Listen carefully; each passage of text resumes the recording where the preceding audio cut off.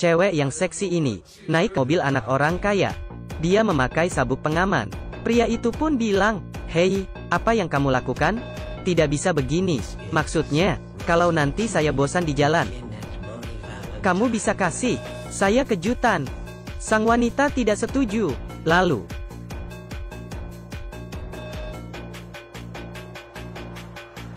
bajingan, seberapa gila pria kaya ini? Saat ditahan polisi, Grisa dengan santai mengeluarkan sebagian uang dan melempar ke polisi. Tapi polisi ini masih terus menahan dia.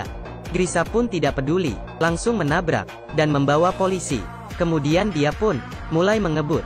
"Kamu mau kemana? Kamu gila ya? Hentikan mobilnya." Grisa pun akhirnya dibawa ke kantor polisi. Dia masuk kantor polisi. Sudah beberapa kali bulan ini masuk penjara seperti pulang rumah. Ayahnya pun datang untuk menebusnya. Kepala polisi yang langsung melayani dia. Dia pun berdiskusi dengan ayah Grisa. "Kami melepaskan dia.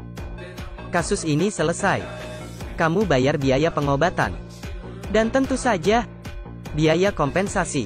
Ayah Grisa sangat kesal. Agar bisa menebus anaknya, dia sudah mengeluarkan banyak uang hingga bisa untuk renovasi kantor polisi. Dan juga bisa beli komputer untuk semua polisi di kantor. Kepala polisi saja pun sudah malu. Grisa dibawa ayahnya keluar. Tapi dia tidak peduli. Ayahnya yang tidak bisa mengatur anaknya merasa sangat marah. Pada suatu malam, Grisa bersama wanita cantik yang keluar dari klub malam. Melihat mobilnya diderek orang, dia pun mengejarnya. Namun saat itu, dia dibius dan pingsan. Ketika dia bangun lagi, dia memakai baju kuno dan dikurung di rumah kecil. Dia pun bertanya, "Di mana telepon saya?" Orang di sampingnya punya bertanya balik, "Apa itu telepon?" Tiba-tiba masuk seseorang yang kelihatan ganas. Tanpa basa-basi, dia menyeret Grisa keluar dari rumah dan terus menendangnya dan juga mengambil cambuk, ingin mencambuknya. Seorang kakek tua pun keluar dan melarangnya. "Budak saya tuannya. Siapa bilang kalian boleh pukuli dia? Pukul dia sekali." Si kakek tua suruh Grisa membawa kudanya untuk dia. Jika tidak maka akan dihukum. Grisa yang sangat kesal dan tidak pernah diperlakukan begitu. Dia pun bilang, "Jika ayah saya tahu, kalian pasti habis." Pria itu pun bilang ke dia, "Teman, kamu kehilangan ingatan ya?" Grisa merasa ada yang aneh dan ingin kabur sambil lari sambil teriak. Tapi orang di sekitar yang memakai pakaian kuno merasa terganggu dengan teriakannya. "Waduh, kok ada beruang di tempat ini?" Grisa dibawa balik ke kampung itu. Dia pun mengira, "Apa saya pulang ke masa lalu? Kenapa semua ini sangat aneh?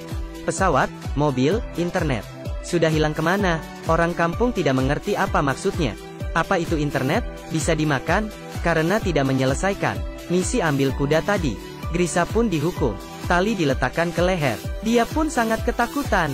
Beruntungnya seorang wanita cantik yang datang menyelamatkan dia. Grisa duduk di atas tanah dan sangat bingung. Namun walaupun itu, tapi dia pun harus menerima kenyataan dirinya adalah budak. Saat itu, seekor elang terbang di atas. Terbang masuk ke kincir angin. Seorang pria mengambil elang itu. Setelah dilihat, rupanya itu adalah drone di dalam kincir angin. Sekelompok orang masa kini sedang sibuk di depan monitor. Pria kaya ini kira dia kembali ke masa abad pertengahan dan menjadi seorang budak. Rupanya ini adalah rencana ayahnya.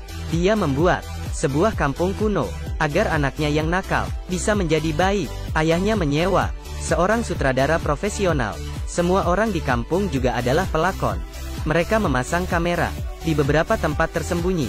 Pria kaya itu kira dia kembali ke masa lalu dan menjadi seorang budak.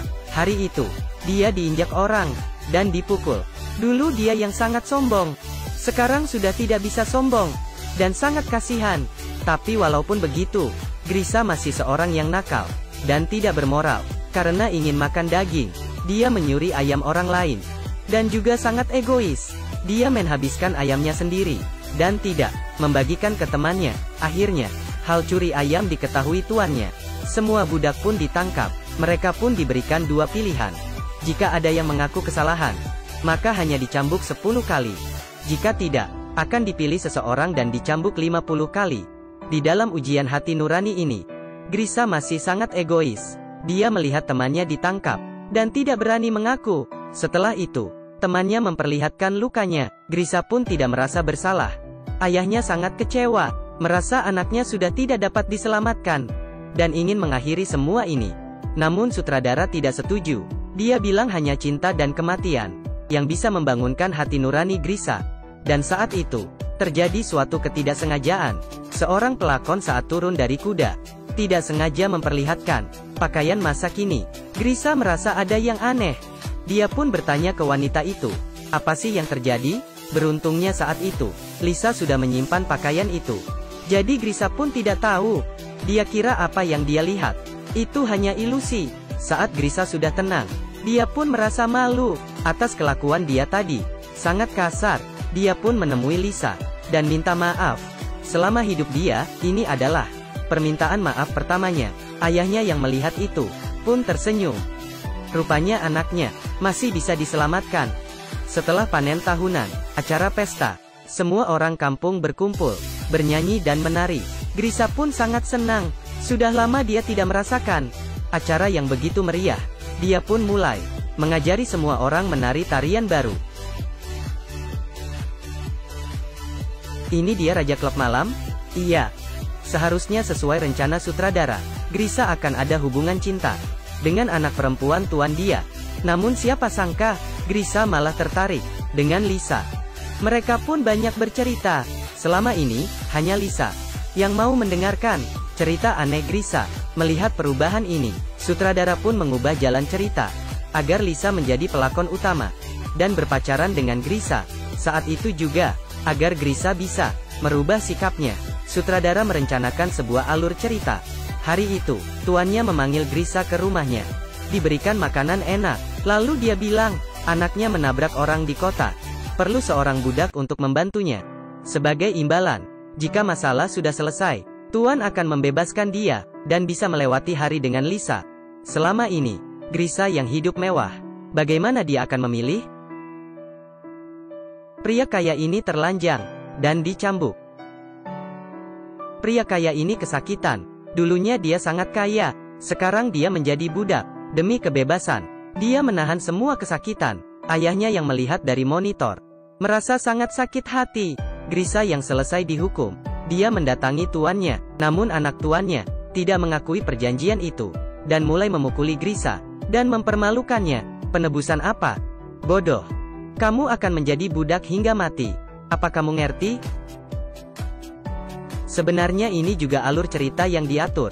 Sutradara dan ayahnya berharap Grisa bisa melawan. Seperti orang pria, pukul dia. Pukul dia. Grisa pun sangat marah dan berdiri, mengepalkan tangannya.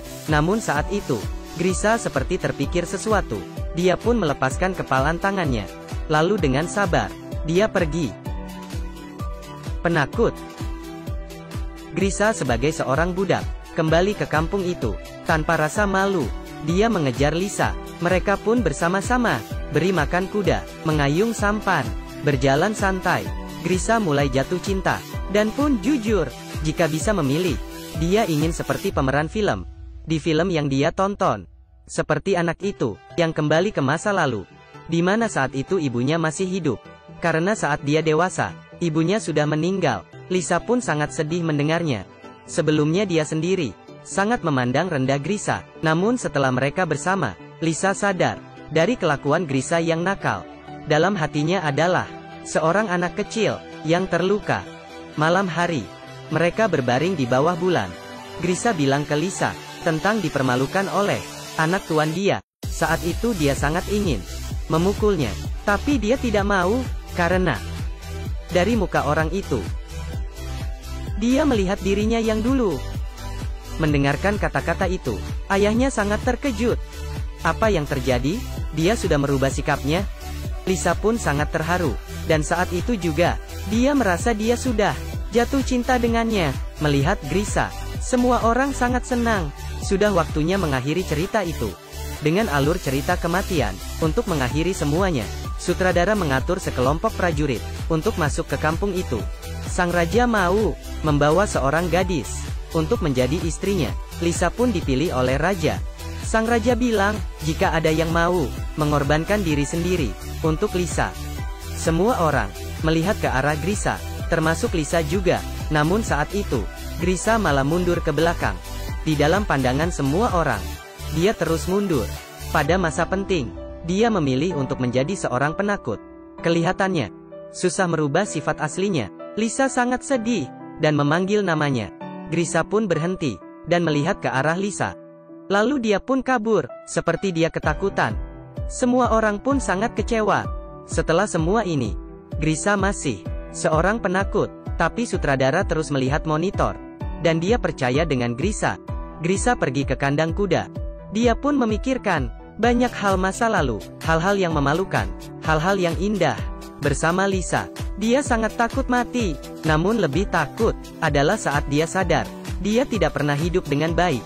Grisa pun membulatkan tekad dia. Lalu, dia menunggangi kuda putih dan membawa kayu, seperti seorang pahlawan, berlari ke arah Lisa. Lepaskan dia.